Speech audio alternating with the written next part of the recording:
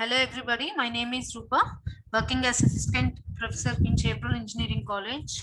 I'm dealing the subject of electronic controllers and drives, and today's topic is transfer characteristics of rectifiers.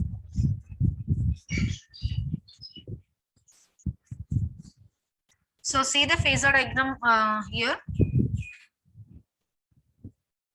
Here we already discussed about the generation of firing pulses and some of the transfer characteristics. So see here, remaining are shown here. Remaining will be discussed now.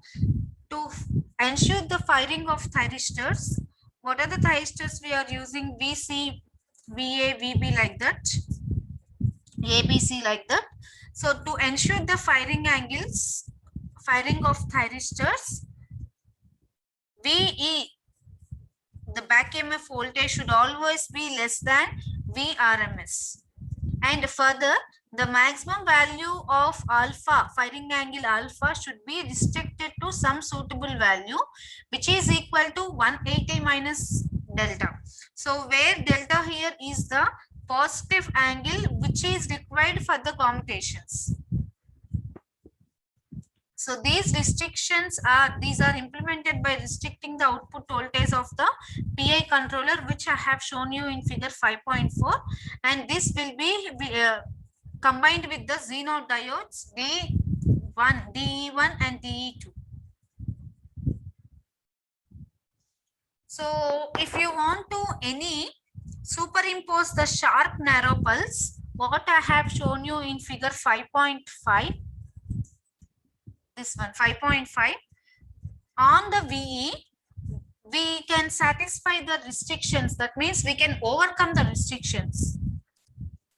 So these pulses which are used by the Xenon diodes are called as, these pulses are commonly known as end stop pulses. These also give us firing angle under the supply voltage dips only.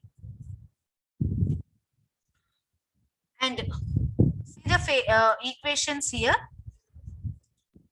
For the single phase half control rectifier, the expressions, following expressions gives out the output voltage under the assumption of continuous conduction only. Without discontinuous, I am assuming the equation. So before also we get this equation in before chapters. VA is equal to VA naught by 2 1 plus cos alpha. Okay, so now if we are giving the firing angle at the intersection of VC with the following time wave, we get VR is equal to VRM into 1 plus cos alpha. Now the rectifier, take the equations as 7 and 8. Now the rectifier will have the linear transfer characteristics with a gain which is given by the following equation. The gain is Ka dash is equal to VA by VC, that is equal to VA naught by 2 VRM. Make it as 5.9 equation.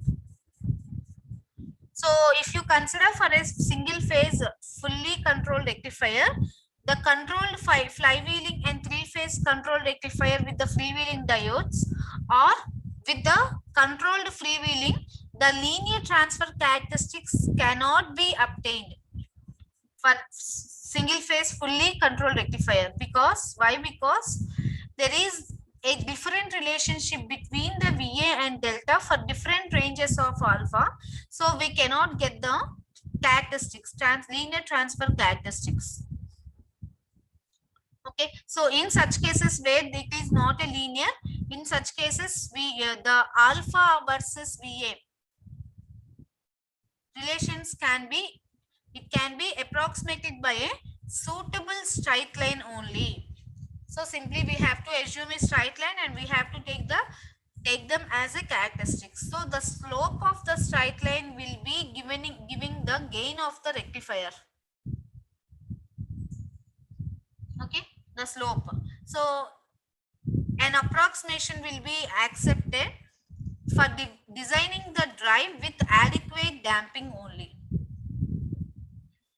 And sometimes we can generate the firing angles by comparing VC with the triangular ramp, which is synchronized with the supply voltage. So here when we are taking like this, alpha will be proportional to Vc. So the output voltage is cosine function of Vc. And the incremental gain of the rectifier will be a sine function of Vc. So the incremental gain is nothing but dVa by dVc. If you take like this, the rectifier gain is assumed equal to average of its maximum and minimum values. Now we will see what is the effect of discontinuous mode. Until now we have discussed about the continuous conduction of the transfer. The transfer characteristics of the rectifiers are analyzed for the continuous conduction only. Now if you take the discontinuous, what is the effect of discontinuous conduction? What will be the transfer characteristics changed? How will be the transfer characteristics changed due to the discontinuous conduction mode? We will see now. Suppose if you take a fully controlled rectifier and it is operated with inverse cosine firing angle, we are getting a linear transfer characteristics. I have shown you in B, figure 5.5b, this one. These are the linear transfer characteristics. So these are obtained under continuous conduction. Now these continuous conduction characteristics are modified considering the discontinuous conduction. So if you modify the 5.5b, we will get this one, 5.7. So 5.5b is for continuous conduction and 5.7 figure is for discontinuous conduction. We are modifying the continuous conduction figure and drawing the discontinuous conduction. So here the operation of the drive is fixed at a fixed speed and variable load torque. And the field is also maintained at constant value. Back EMF, so as the field will be maintained at constant value, then also back EMF will be remaining constant. So as the loads on the drive changes, armature current should also change. So the control voltage Vc should also change. In order to change the VA, we have to follow the equation VA minus IA RA is equal to E. Nothing but that is also constant, as all are constant. Now we will assume that the drive is initially operating with a load. This is large enough to ensure continuous conduction mode. Okay, so we are assuming that the operation is done on continuous conduction mode. So let the operation will be corresponding to point A on the transfer characteristics here. Here it is a linear transfer characteristics. 1 minute. So it is a linear transfer characteristics. And we are assuming a continuous conduction mode at point A. A on the transfer characteristics. So here at A, we are having the voltage VC1 and the armature current is IA. See here, the voltage at A is VC1 and armature current is here IW1. 1 minute. So at the point A, we are having the voltage VC1 and the current at the VC1 is IA1. Let it be IA1. So now the load is reduced. And the armature, if the load is reduced, what happens? The armature current will be reduced to IA2. That means the armature current will be falls to IA2 and the drive will be operating under discontinuous conduction mode. See here, discontinuous conduction mode, these dotted lines. The drive will be operating at discontinuous conduction mode. So for E to stay constant, we have to maintain the E constant, right? So for E to stay constant, VC must change to VC1, VC2. Okay, VC should be changed to VC2. This VC value should be changed to VC2 so that E will be maintained constant there. And it must be changed to VC2. If the VC will be changed to VC2, then we get the rectifier output voltage VA2 such that VA2 will be E plus IA2 RA. Now the operation now will be taking place at point B. The operation will be changed over to the point B. From A to point B, the operation will be changed. Okay, so after the operation changes to point B, as the load is decreased, further the operating point moves along the curve A, B, C, D. As we first only the load is decreased. So that's why the operating point will be further moving like this in these characteristics in the points A, B, C, D. And point D is an ideal no load operating point. Here the point is called ideal no load operating point. Here the IA will be equal to 0. The armature current will be equal to 0 and VA will be equal to E. And if you notice that there will be a incremental gain dVA by dVC, which will be constant and the highest in the continuous conduction, and this gain will also be the highest in the continuous conduction. So due to this, what happens? It decreases the VC in discontinuous conduction, and the drive which operates satisfactorily in continuous conduction will be falling to the discontinuous conduction mode. So because of the decrease in incremental gain, the transient responses to a change, there will be a change in the speed command, or the load gets disturbances and it becomes sluggish, that means slightly vibrating, and the steady state error will be becoming large. So this effect of the discontinuous conduction on the drive performance reduces by designing the control loop. If you design the control loop perfectly, we can decrease the effect of discontinuous on the drive. So we have to design the current control loop with a high gain. If you design this with a high gain, now we can decrease the effect of discontinuous conduction. And there will be a presence of noise.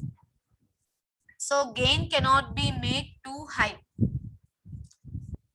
If we want to make a gain too high, we have to pay the stability and dynamic response. We have to consider both the stability and dynamic response. And alternatively, we can also add a loop with the rectifier. Output voltage feedback can be introduced within the current control loop.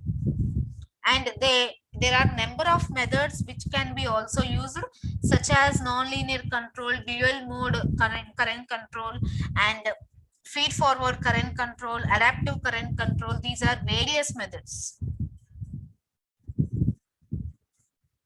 This is all about the 2-quadrant or single quadrant. Next, we will deal about the 4-quadrant variable speed drives. This is the drive employing armature reversal by contactor. This diagram is the 4-quadrant closed loop speed control with armature reversal.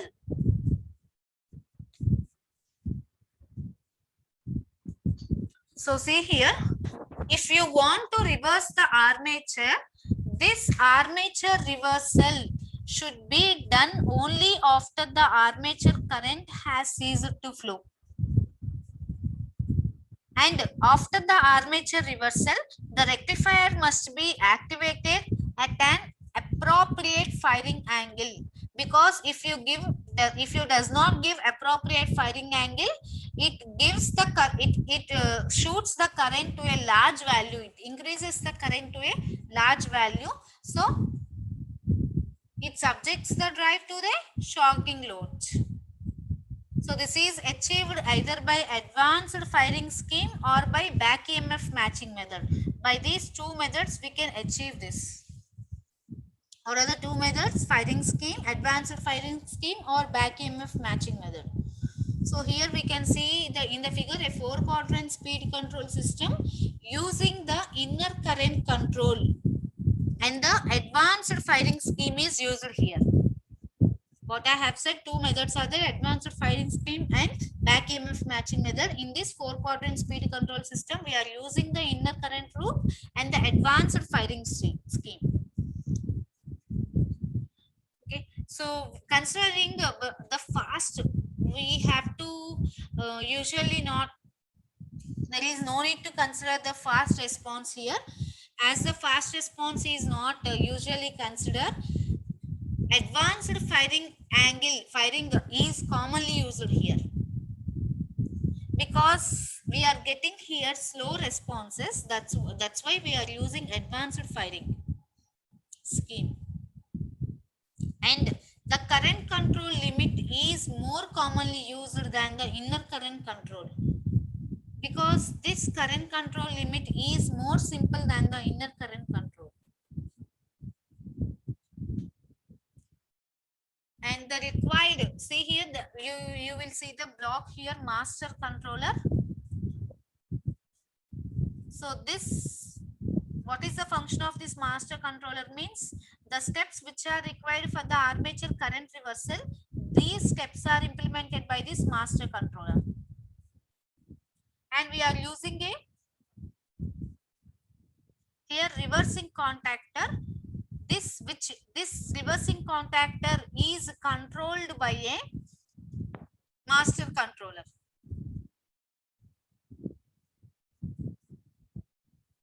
So see here, this is having 3 normally closed and 3 normally open contacts.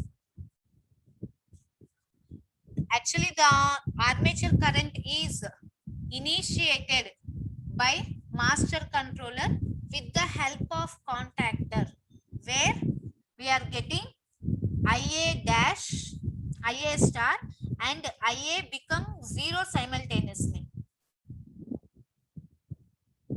So this advanced firing scheme, this is also implemented by this master controller only. So this is the main function, this is the main part of this 4-quadrant closed loop speed control with the armature reversal. So now we will see the operation. Let the drive will be initially running in steady state, and I am assuming that it is in forward direction with the contactor in off position. This contactor will be in off position. Both the IA dash and IA are positive here. Both the IA dash and IA are positive here. Right? We are taking all the positive values, and the errors E omega M and E1 are close to 0 because we are using PI controllers. These errors are 0. Now the speed command omega M dash, see here, sorry, star. The speed command omega M star, it is reduced, which makes E omega M, it is omega M star is reduced. This makes E omega M negative. When it is reduced, this makes E omega M negative. Right? And it sets the current reference IA star as 0. So as E1 is negative, now the rectifier output voltage is reduced and the armature current is also reduced to 0. Now both IA star and IA are 0 simultaneously. These are 0 simultaneously. So on detecting this condition, what happens? What is the condition? IA star is 0 and IA is 0. IA star is 0 and IA is 0. So by detecting this condition, the master controller applies this one. The master controller will be giving, that means the master controller is applying sufficiently large signal E0. It sets the converter firing angle alpha at the highest permissible value and it simultaneously opens the contactor. So this opening of contactor simultaneously opens the normally closed contacts and closing the normal open contacts. Okay, so this converter will be getting connected to the armature at the highest firing angle. When you are giving the master controller will be giving the highest firing angle. So this highest firing angle is the converter gets connected to the armature at the highest firing angle. Now the signal E naught is now slowly reduced to 0. Here the signal E naught is slowly reduced to 0. So now the armature current builds up slowly and a smooth transition will be occurring into braking. This transfer of connection from F1 to R1. This transfer of connection from F1 to R1. This transfer of connection from F1 to R1. It sets IA star at a positive value. So as the transfer of connection, it sets, because it is -1, it sets a current. Reversal means it sets a current at positive value of IA star. So that drive will be decelerating under the current control now. And when omega m becomes less than omega star, IA will be becoming again 0 and IA is forced to 0. Okay, so when omega m is less than omega star, IA star is becoming 0. So IA will also be equal to 0. Both IA and IA star will be equal to 0. That means forced to 0. So these are forced simultaneously 0. The master controller will be applying E naught gain to the set delta at the highest values. Now also it opens the contactor.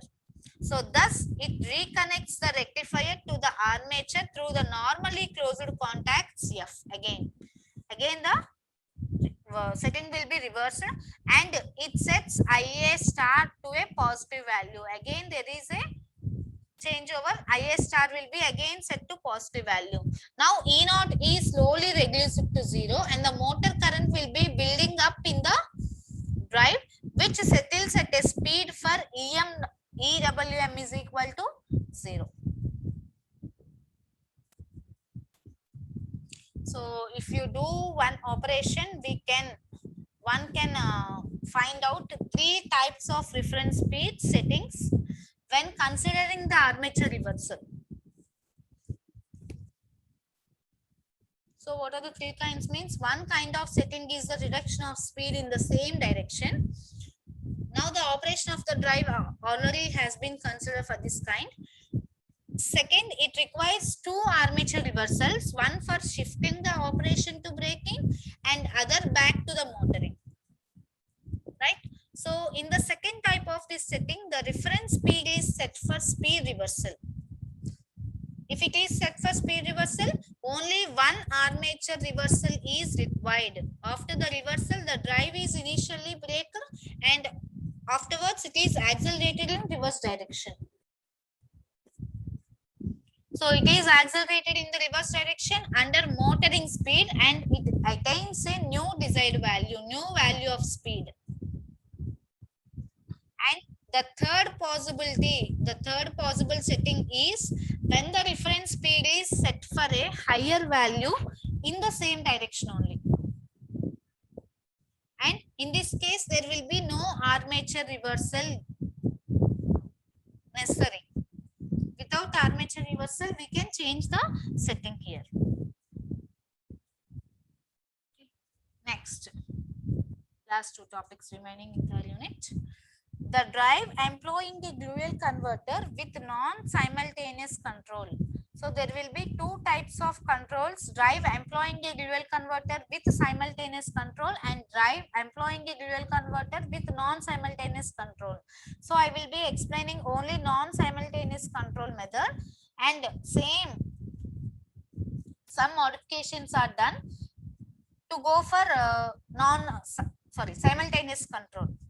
Okay, so if I explain the non-simultaneous control, you will know about the simultaneous control automatically.